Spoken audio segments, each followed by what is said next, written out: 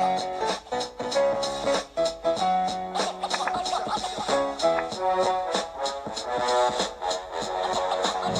what's up guys? It's me, Chef Nel Sazon, and today I'm making some peach cobbler from scratch.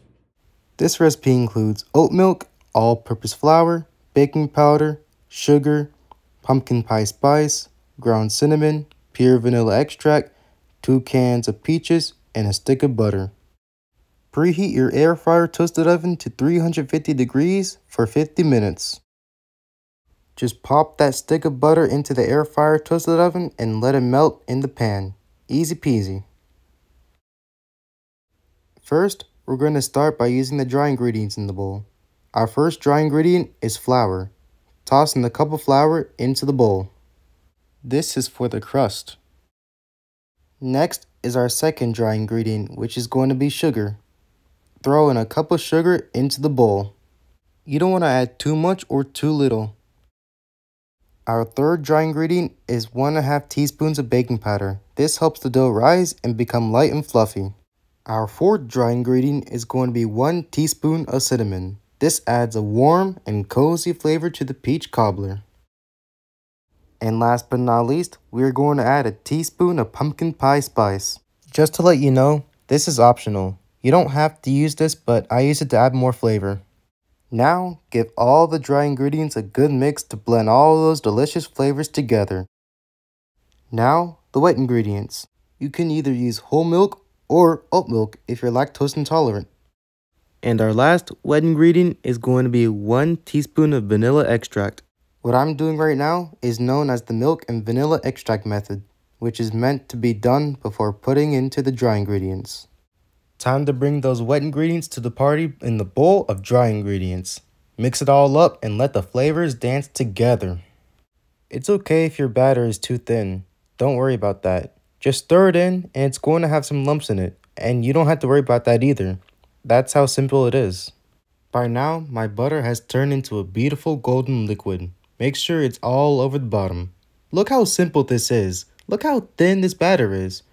I know it doesn't look thick enough, but trust me, it's going to be out of this world. Puedes ver a los bolitos allí. No te preocupes por eso tampoco. Te encantará. And now it's time to pour in the cans of peaches. The juice is included to get the peach cobbler a syrup. We need to let the peaches be evenly distributed, just like that. It's not necessary to stir it or mix it. If you're wondering how to say peach in Spanish, it's melocotón. Peach cobbler in Spanish is pastel de melocotón, which literally means peach pie, but peach pie and peach cobbler are 2 different things. So this is before and this is after. I can already taste the feeling. Whenever I used to ask somebody, hey, y'all know about that peach cobbler? They'll be like, what's that? They only know peach pie, that's it. Cobbler has a sweet biscuit topping, while pie has that flaky crust. So, overall, cobbler wins. Anyways, the dish is complete and I got Sazon's whipped cream, aka crema batida de sazón. When it comes to making homemade whipped cream, you can tell it's done when it reaches a thick and creamy consistency. I do this trick every time, and it always works. It never fails. If y'all are wondering how I made my homemade whipped cream, right here, then go check out my YouTube video that I made on June 27, 2020 during quarantine. Alright, I'm gonna taste it now and I won't cap.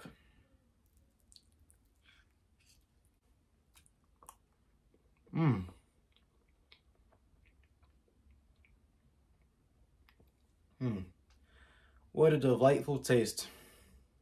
Sweet, tangy.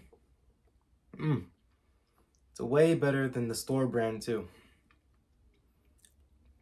And this whipped cream here, same thing. Here's something that you have to remember. Make your own whipped cream from now on. Never go to the store ever again and buy whipped cream. Just make your own. This is such a satisfying taste. The juicy peaches, the crust, and basically everything, you know? Has a lot of good flavor, and yeah. Well, here we have it, peach cobbler. Thanks for watching, and please make sure to like, comment, and subscribe. Peace, and never go to the store ever again. Make it homemade.